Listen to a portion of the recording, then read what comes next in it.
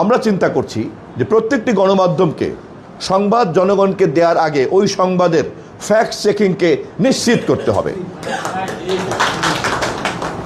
সেটা যে ধরনের গণমাধ্যমে হোক না কেন, ফ্যাক্ট চেকিংয়ের শর্ত পূরণ করা ছাড়া কোনো সংবাদ যদি বাইরে প্রচারিত হয় তাহলে ওই সংবাদ প্রকাশকারী সংশ্লিষ্ট সকলকেই আমরা আইনের আওতায় আনতে পারবো। কারণ আমি আগে যেটা বললাম, অপতথ্য ছড়ানোর যে ঝুঁকি, তো সেটা মোকাবেলা করার জন্য ফ্যাক্ট চেকিংয়ের এই শর্তটাকে আমরা জুড়ে দিব গণমাধ্যমের দায়িত্বশীলতাকে নিশ্চিত করার জন্য। আমি বিশ্বাস করি সৎ সাংবাদিকরা সকলেই আমাদের এই ভূমিকাকে সমর্থন করবেন দায়িত্বশীল স্বাধীনতাকে নিশ্চিত করার জন্য। দিনকে দিন কিন্তু গণমাধ্যমের জগৎ কিন্তু এইভাবে আপনার ফিজিক্যাল জায়গা থেকে ভার্চুয়াল জায়গাতে কিন্তু ট্রান্সফর্ম হয়ে যাচ্ছে। তো ভার্চুয়াল জায়গাতে যখন এই ধরনের জার্নালিজমের প্র্যাকটিসটা শুরু হয়ে গিয়েছে তখন কিন্তু এটা একটা নতুন ক্যাপাসিটির প্রশ্ন দেখা দিয়েছে।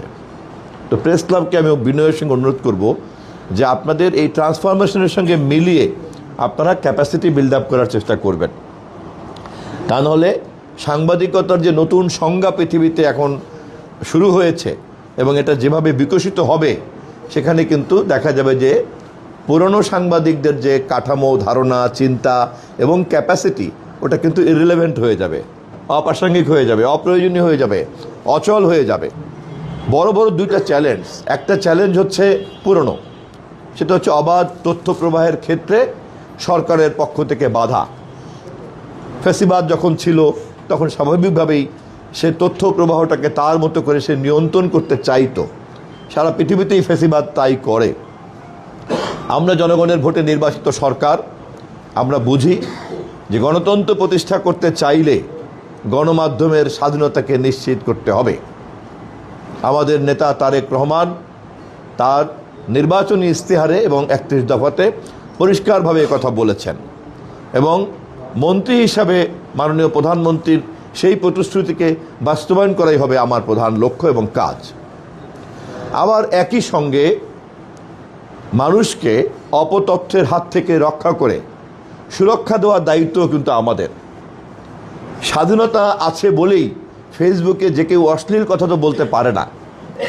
স্বাধীনতা আছে বলেই কিন্তু ফেসবুকে কেউ অথবা সোশ্যাল মিডিয়ার যে কোনো প্ল্যাটফর্মে যে কোনো জনপ্রিয় পত্রিকার লোগোকে নকল করে অথবা আর্টিফিশিয়াল ইন্টেলিজেন্সকে দিয়ে কারো চেহারা দিয়ে মিথ্যা তথ্য ছড়ানোর এই ক্ষমতাটা দিতে পারি না।